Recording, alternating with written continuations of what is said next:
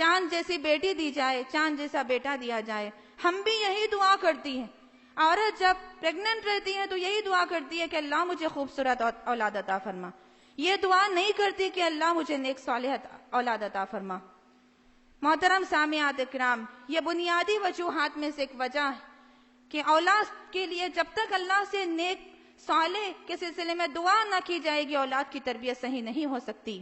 گوڑی چمڑی سے کیا ہوتا ہے، حسن و جمال سے کیا ہوتا ہے. کیا آپ کو یاد نہیں ابو لہب کا چہرہ؟ اتنا خوبصورت، اتنا گورا، اتنا بہترین.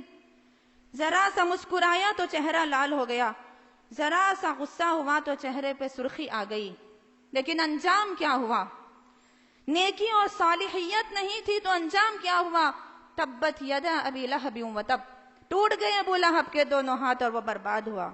اور ادھر دیکھیے حضرت بلال کو، جو حبشی ہیں، کالے چہرے والے ہیں، موٹے ہونٹ والے ہیں، لیکن ایسا ایمان، ایسا تقویٰ، ایسی اللہ کی محبت، ایسی رسول اللہ سے چاہت کے چلتے ہیں زمین پر، لیکن آہٹ سنائی دیتی ہے جنت میں.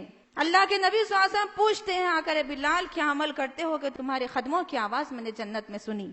گوری چمڑی کے لیے دعا کرنے سے بہتر ہے کہ اللہ مجھے نیک اولاد عطا فرما. یہ دعا اپنی زبانوں پہ جاری کر لیجئے.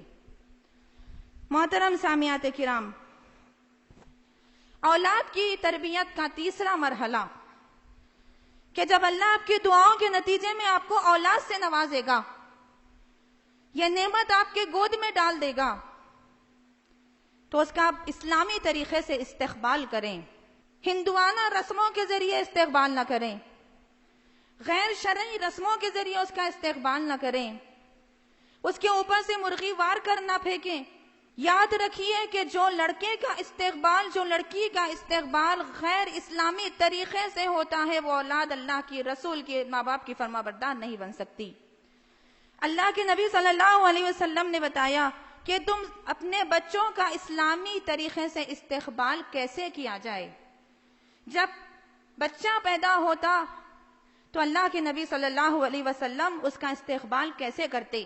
اسلامی طریقے سے استقبال کرنے کے سلسلے میں میرے اور آپ کے نبی محمد الرسول اللہ صلی اللہ علیہ وسلم نے 5 باتیں بتائی ہیں. پہلی بات التحنیک، کہ جب بچہ پیدا ہو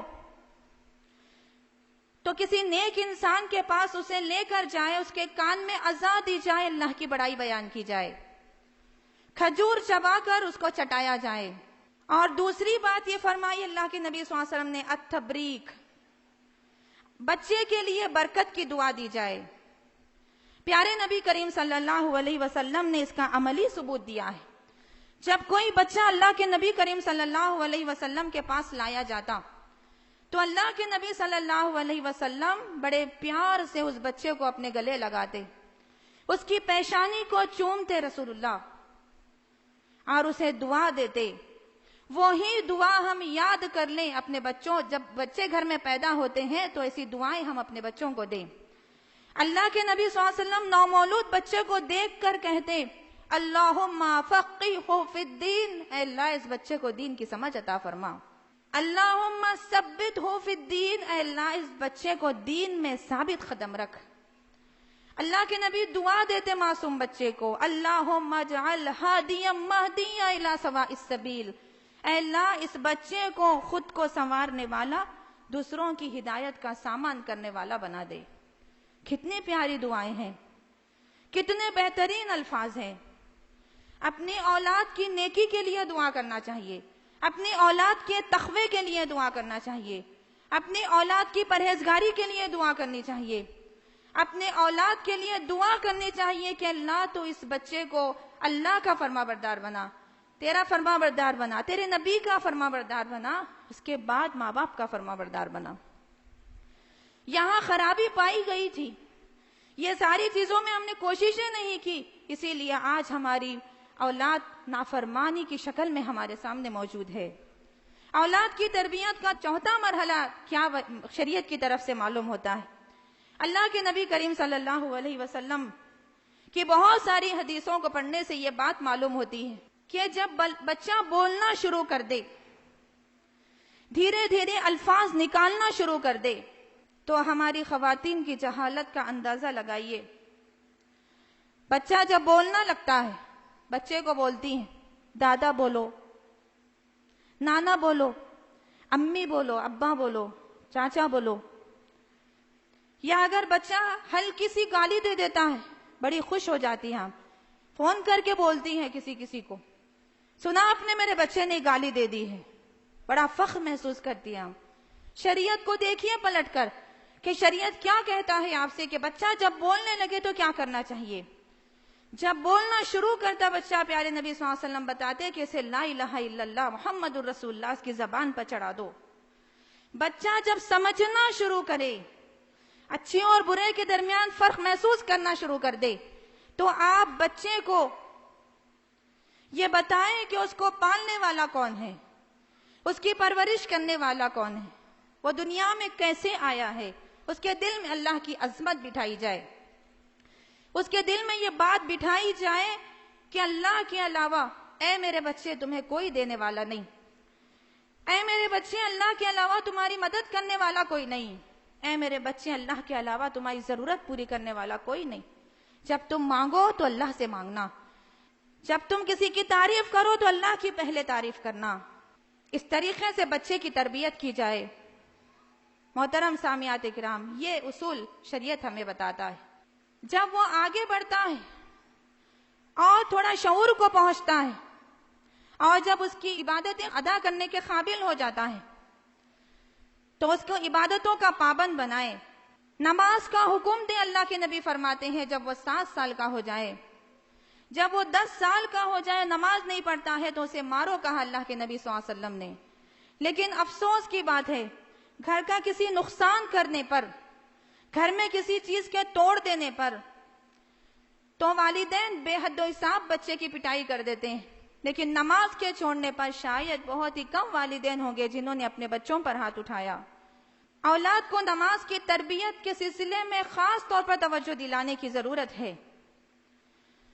روزے رکھانے کے عادی بنانا چاہیے، معصوم ہاتھوں سے صدقہ کرنے کے عادی بنانا چاہیے، معصوم ہاتھوں کو اللہ کے دربار میں اٹھانے کے عادی بنانا چاہیے.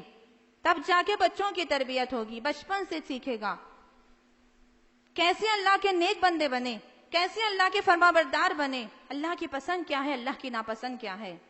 سونے کے آداب، اٹھنے کے آداب، بیت الخلاء جانے نکلنے کے آداب، ملاقات کے آداب، یہ سارے آداب اسے سکھانے چاہیے جو پیارے نبی صلی اللہ علیہ وسلم بچوں کو سکھایا کرتے تھے.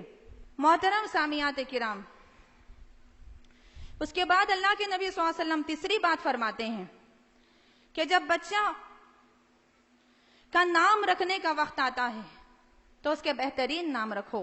ہم بڑے خوش ہیں فلم ایکٹرز کے نام رکھ کر، ہم بڑے خوش ہیں کرکٹ پلیئرز کے نام رکھ کر، ہم بڑے خوش ہیں کسی اور نام رکھ کر جس کا کوئی معنی اور مطلب نہیں. نام رکھنے کے سلسلے میں 2 باتیں بتائی گئی. اللہ کی صفات کے ساتھ عبد کا لفظ اور لڑکی کو امت کا لفظ رکھ کر نام رکھو.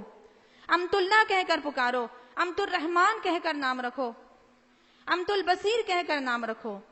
اور بچے کو عبد الرحمن کہہ کر پکارو، عبد اللہ کہہ کر پکارو، عبد البصیر، عبد الحسیب کہہ کر پکارو. 99 نیمز اللہ کے ناموں میں سے کوئی ایک نام کا بھی آپ انتخاب کر سکتے ہیں.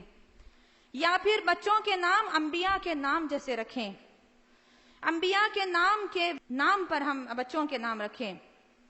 بچوں کے نام ایسے نہیں رکھنا چاہیے جس سے شرک کی بدبو آتی ہے.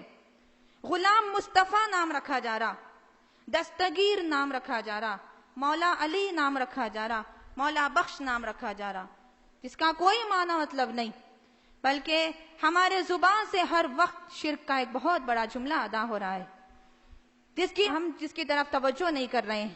دستگیر کے معنی دستگیری کرنے والا، مصیبتوں کو ٹالنے والا. مولا علی کے معنی علی ہے جو انسانوں کے مشکل کشا ہیں.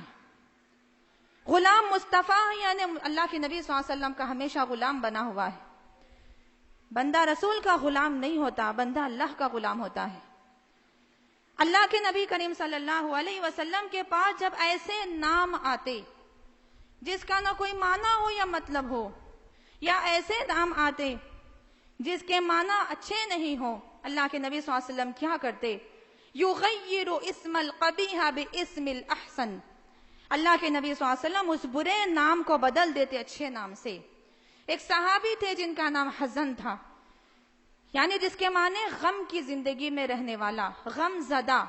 اللہ کے نبی صلی اللہ علیہ وسلم اس کے نام کو تبدیل کیا، اس کا نام سہل رکھا، یعنی جس کی زندگی سہولت سے گزر رہی ہو اس کو سہل کہتے ہیں۔ چوتھی بات اللہ کے نبی صلی اللہ علیہ وسلم نے فرمائی العقیقہ، کہ بچہ جب پیدا ہو تو یہ بھی ضروری ہے کہ اس کا عقیقہ کیا جائے۔